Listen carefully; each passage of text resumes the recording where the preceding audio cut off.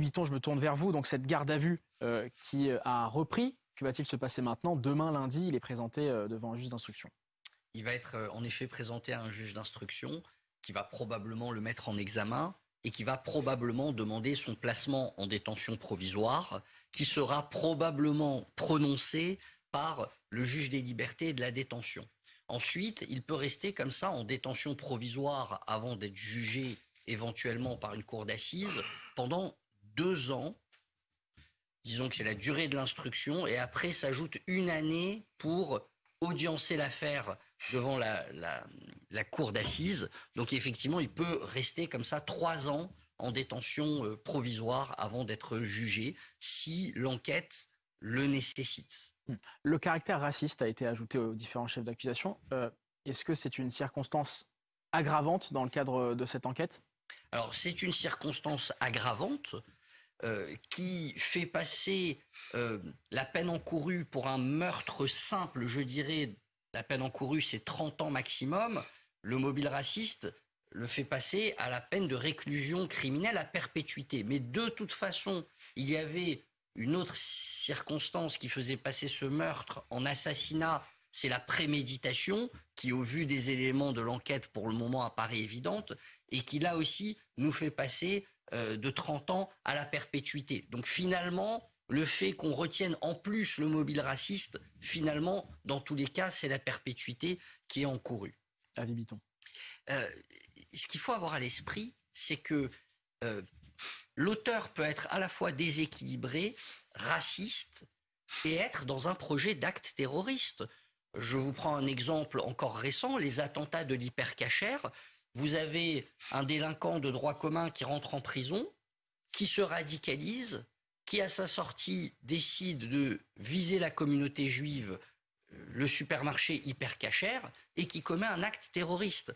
Donc je pense que on doit laisser sur la table l'option d'un acte terroriste, d'un loup solitaire, déséquilibré, qui se serait radicalisé en prison au contact d'autres détenus qui, eux, avaient des visées terroristes ou géopolitiques et qui seraient passés à l'acte. Et c'est intéressant d'ailleurs parce que la procureure nous informe que lors de l'enquête, il a dit « Je m'en suis pris à la communauté kurde en raison du rôle militaire des Kurdes au Moyen-Orient ». Il a dit précisément qu'il leur en voulait parce qu'ils ont fait prisonnier les membres de Daesh lors du conflit en Syrie, plutôt que de les tuer. Donc il fait le lien effectivement entre la communauté kurde et effectivement une dimension géopolitique, ce qui se passe au Moyen-Orient. Mais en même temps, on se rapproche quand même d'idéologies, de visées qui sont politico-terroristes. Mais en même temps, dans ce même communiqué, il est aussi inscrit que dans le déroulé des faits, il s'était rendu à Saint-Denis,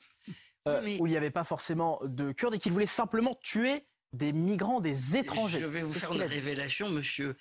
Un criminel peut brouiller les pistes. Il peut volontairement faire des déclarations totalement contradictoires pour égarer les enquêteurs. Mais une chose est sûre, c'est qu'il a visé le centre culturel kurde. Il est sorti après avoir fait des morts. Il a marché 150 mètres, il est passé devant des commerçants de toute nationalité. Et la deuxième fois où il est rentré dans un commerce, c'était un salon de coiffure kurde. Avis Biton, éclairez-nous sur ce qu'il va se passer demain lundi, puisque cet homme va se présenter devant un juge d'instruction. Que va-t-il se passer très concrètement demain? Demain, pour la première fois, ses avocats vont avoir accès au dossier de l'enquête, puisque pendant la garde à vue, il n'y avait pas accès. Demain, juste avant qu'il soit présenté au juge d'instruction pour être mis en examen, ses avocats vont avoir accès au dossier de l'enquête, vont pouvoir discuter du contenu du dossier avec le suspect et lorsqu'il va passer devant le juge d'instruction pour être mis en examen, le suspect aura le choix soit de garder le silence, soit de faire des déclarations, peut-être des déclarations qu'il adaptera au vu du dossier qu'il viendra de découvrir avec son avocat, ou alors, troisième possibilité, de répondre aux questions du juge d'instruction s'il en a. Et puis après ce passage devant le juge d'instruction, il passera devant le juge des libertés et de la détention qui très probablement le placera en détention provisoire en attendant son procès. Et quel peut être l'axe de défense choisi par l'avocat ou l'avocate de cette personne-là? Très honnêtement, la statistique montre que lorsque vous êtes déféré devant le juge d'instruction pour être mis en examen, il y a très peu de cas où vous n'êtes pas mis en examen. C'est pas véritablement là que le procès va se jouer, c'est pas là qu'il va être jugé. Est-ce que l'avocat ou l'avocate peut jouer justement sur les troubles psychologiques dans cet axe de défense-là? Il peut commencer, je dirais, à préparer le terrain, à faire des déclarations par le mis en examen, ou éventuellement même à produire certaines pièces qu'il se serait procurées par l'entourage ou par la famille. L'avocat va commencer effectivement à poser des jalons en vue du procès à venir. Mais y a-t-on demain lundi, donc, cet homme de 69 ans va être présenté à un juge d'instruction. Il n'y a pas grand doute qu'il soit mis en examen demain? Effectivement, il aura le choix devant le juge d'instruction de garder le silence ou de faire des déclarations, mais visiblement il a déjà fait des déclarations, et au vu du dossier, même si on n'y a pas accès, il semble quand même qu'il y ait suffisamment de charges, notamment avec ces enregistrements vidéo, pour qu'il soit mis en examen. Ces enregistrements vidéo, on le voit par exemple rentrer dans ce salon de coiffure et blesser 3 personnes et être interpellé par les personnes qui étaient présentes dans ce salon de coiffure. Donc, après sa mise en examen par le juge d'instruction, il sera très probablement présenté au juge des libertés et de la détention pour son placement en détention provisoire, car vu la nature des faits et vu le profil du mis en examen, on n'imagine pas qu'il soit remis en liberté sous contrôle judiciaire. Face à quelqu'un de très déterminé, d'ailleurs, parmi les premiers mots qu'il a prononcés au moment de son interpellation, il a dit « Combien j'en ai tué ?» Et il a surtout dit « Je visais la communauté kurde ».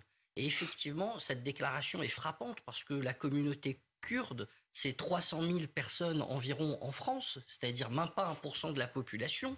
Il est dans un quartier où il y a des commerces africains, nord-africains et d'autres confessions, et il choisit, et il le dit, de viser la communauté kurde.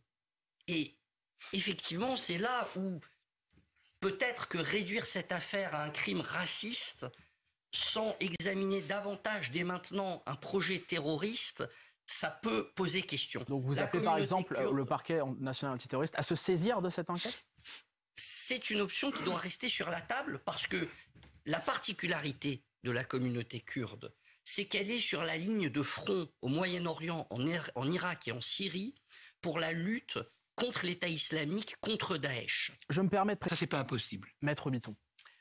D'un point de vue psychologique et psychiatrique, c'est intéressant de débattre de tout ça, mais ce qui nous intéresse d'un point de vue judiciaire, c'est de savoir effectivement, est-ce qu'au moment de l'acte, il avait son discernement, il était conscient de ce qu'il faisait, et donc est-ce qu'il était responsable de ses actes? Et là, c'est la question du discernement, voilà. L'abolition ou l'altération. Effectivement, il y a voilà. deux différences. Donc là, évidemment, il va y avoir des expertises psychiatriques, mais ce qui est intéressant, c'est que lorsqu'il était en détention provisoire, il y a eu une expertise psychiatrique, d'après ce que nous rapporte la presse, et cette expertise psychiatrique n'a pas conclu à son irresponsabilité pénale. Pour la petite histoire, quand même, cette expertise psychiatrique a dit, je cite ce qui est rapporté dans la presse, qu'il ne présentait pas un état dangereux.